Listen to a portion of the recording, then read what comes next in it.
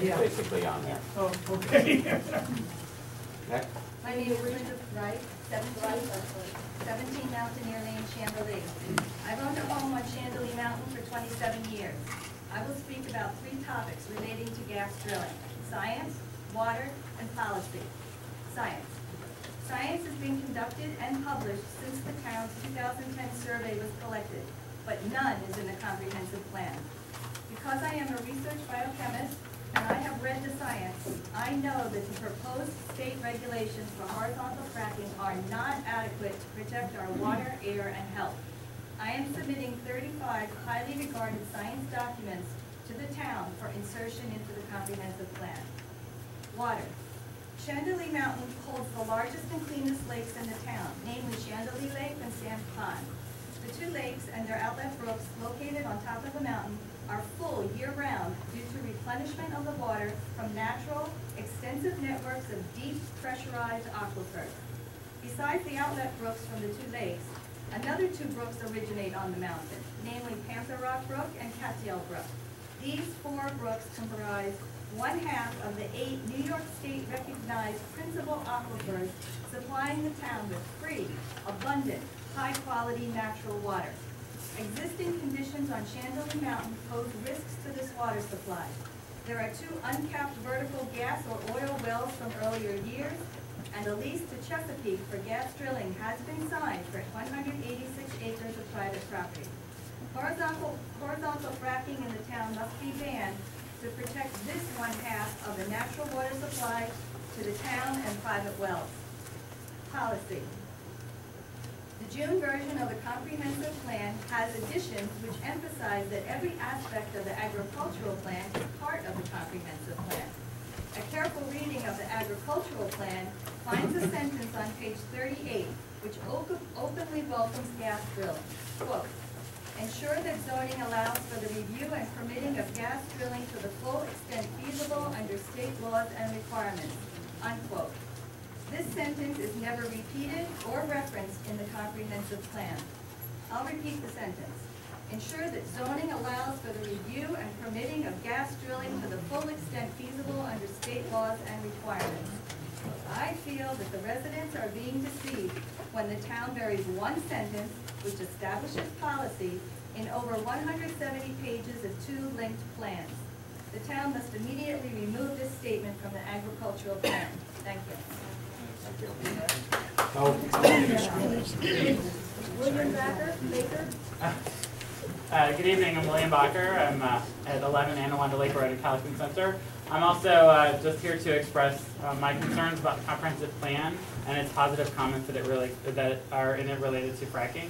Fracking has not, as others have said, fracking has not been shown to be safe and it will damage our roads. But my biggest concern is my property value and the property values of all of us. The amount of land that I own is only 0.6 acres, and so I would not stand to gain from fracking were it to come to this community anyway. But I do stand to lose a lot when it comes to my property values and my water, and also the roads. It will be really difficult with all of the truck traffic. Our roads will be damaged, and I'm very concerned about the finances of the town as it relates to the amount of money that we'll have to spend repairing the roads as we attempt to get something positive out of fracking, of which I don't believe there is anything positive that can come with it. So I'd like for all of the comments related to fracking to be removed from the plan, and for the plan to state that it's not within the rural character of the town. Thank you. Van Morrow. My name is Van Morrow. I live in Chandelier. I'm a newcomer to the area. I'm here for 19 years. And That's the board, okay. sorry. I can only repeat all of the comments of the people who love living here, and that's why we moved here, and the purity of the water and the air and the country life. And I believe, I'm going to assume everyone, no matter what side of the issue they are on, loves it here and thinks it's a beautiful area. So, not to repeat everything that everyone said, I'm just going to voice a personal concern, because I live less than 1 mile from Mr. Krieger's property, and I live at a slightly higher elevation. If I'm concerned that if drilling starts there, I don't know what's going to happen to my own water in terms of the pull on my well, however water travels underground, and if any of the chemicals that are injected leak, is it going to go into my water supply? I don't know what to test for, because we don't know what is going to be used. And also, getting tongue-tied, I have lived through many floods in Livingston Manor. Even though I pay taxes and I live in the town of Callicoon, I spend a lot of time in Livingston Manor where I own a building and I own a business. I have seen the devastation from a flood, and I have seen, I should say, I can't believe that in case of a single accident that anyone up here is prepared to fix it, to restore the water, to bring our systems back to where they were and where they should be. If something big happens, and in the industry I think they call it an incident, we are sunk. Why would anyone want this? And I am aware of the need for money and growth in industry, and that's all wonderful. We all need money. We all want the area to develop. I wish it could happen with more sustainable methods like solar and otherwise. But in terms of fracking, I think if one incident happens, we are out of luck. And anyone, no matter what side of the issue you're on, if they believe that the companies are going to have a plan to fix it and give us the money to restore it and buy bottled water and remove all the bottles and fix our roads and all that, it's silly. It's silly. I don't want fracking. I don't think anyone here should have to live through that. Thank you. Thank you. Next. Bruce Kenton? Yes, I'm very much opposed to fracking in this area. Thank you. Next. Carla Fisk? Hello to the board. Your name and where you're from. My name is Carla Fisk, 52 Hasbro Bay, Loch Sheldrake. My husband and I have owned a seasonal property for 7 years, which we've been improving. We have 3 units. We host 3 families during the summer who come up here to enjoy the beautiful water, Loch Sheldrake Lake. When we're not able to use our property because it's too cold, we come and stay at Samba with our dog, because they allow us to bring our dog, which is a boxer named Otto. If you support this highly industrial activity of shale gas drilling and fracking, we will never come up again. We spend money in town. We stay in Jeffersonville multiple times a year. We shop at the shops, we eat at the restaurants, and we essentially will put a blight on Sullivan County. It'll become known as the West Virginia of New York State. Some individual people may benefit directly from this. Certainly the international corporations will benefit from this directly. But it will directly harm everyone else, and yourself, and the people who benefit from it directly financially as well.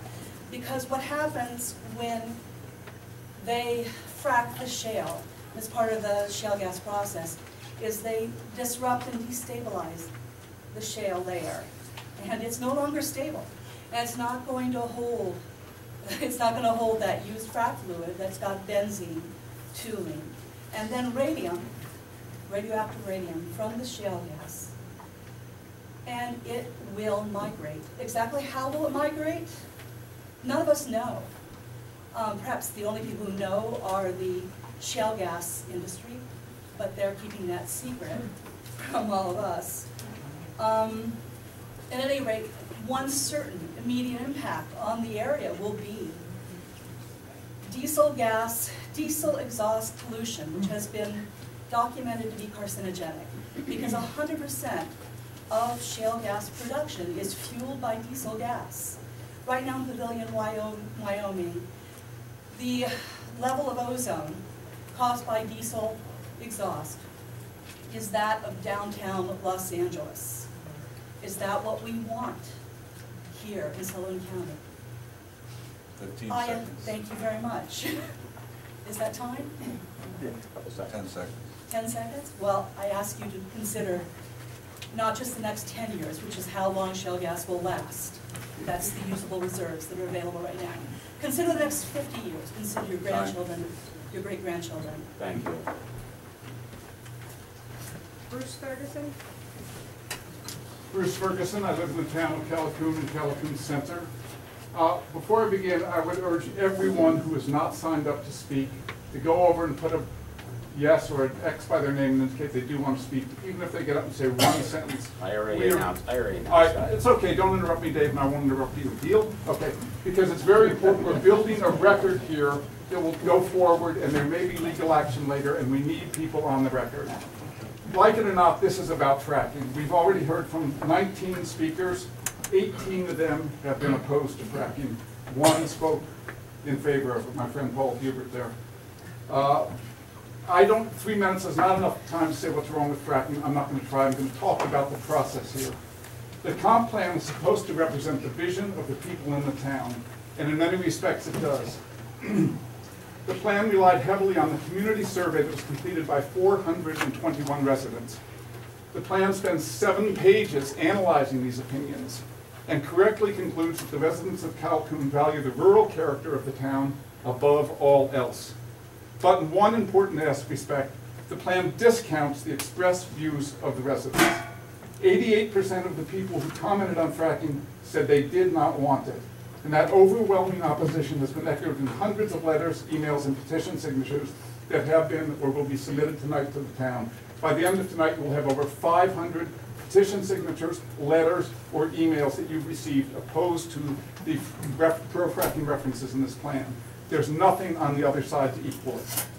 The committee did not have the right to ignore the views of the residents and did not have public input to justify writing a pro-fracking comp plan that encourages industrial zones, housing for transit workers, and associated with large-scale industrial operations. The views of the residents, as expressed in the survey, in correspondence, in petitions, and in testimony here tonight, must be respected. A frack-free, rural Callicoon is the vision of the residents of this town, and that must be reflected in the final comprehensive plan. Thank you. Thank you. Pablo Ramirez. Pablo Ramirez, Swiss Forest, the Chantilly area. I just wanted to say that I came here when I was still a teen, and I fell in love with the place, the natural beauty like everybody else. Raised my kids here, and I'm part of 40 families in that area who had the same experiences, who enjoyed the area very much. Right now, at this moment, there's at least 10 teens, including my kids, who are enjoying the lake, the area, the fresh air. Okay, they're falling in love with the place. They're going to come back in the future, you know, to bring their families. We want to preserve this area. We want to make sure that it stays like that. Okay, and I'm speaking for I have a petition of about 40 people from the same area from Swiss Forest who signed, basically reiterating everything that was said here. And I present it to the board.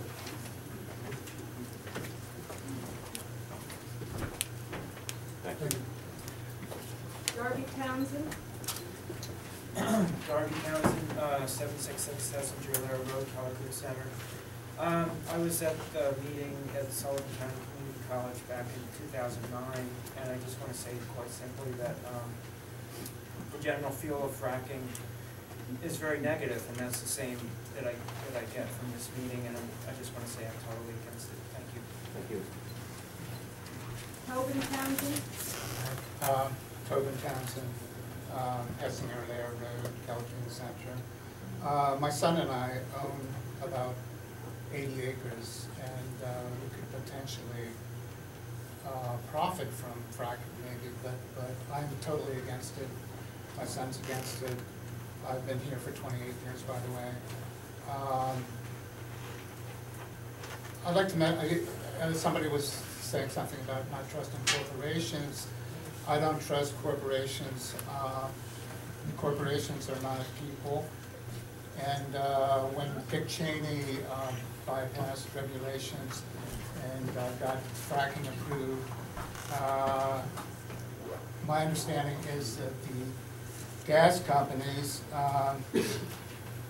said that they didn't need any regulation. They basically, as is common with a lot of laws now, they wrote the law. And they said that don't worry, we're not going to use any dangerous toxic chemicals in drilling. And then they went ahead and used benzene and PCBs. And when questioned about that, they said, well, we didn't break any laws. They didn't break any laws because they wrote the law and then included them. I know somebody also mentioned West Virginia, and I remember my grandmother. I remember when I was, 50, 60 years ago, West Virginia was a beautiful place, and with strip mining, it's no longer a beautiful place. It's a mess. We all know about BP spilling in the Gulf, and General Electric with the PCBs in the Hudson, and Exxon ruining the coast of Alaska. And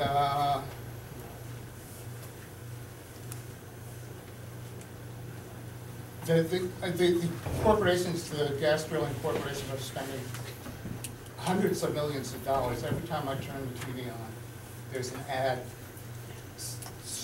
trying to present them as very friendly in the future of America. And it's everything, don't worry about a thing, it's all real safe. I don't believe it. And I think that we should follow the lead of Bethel, the enlightened lead of Bethel and Tustin. 15 seconds. And Zone.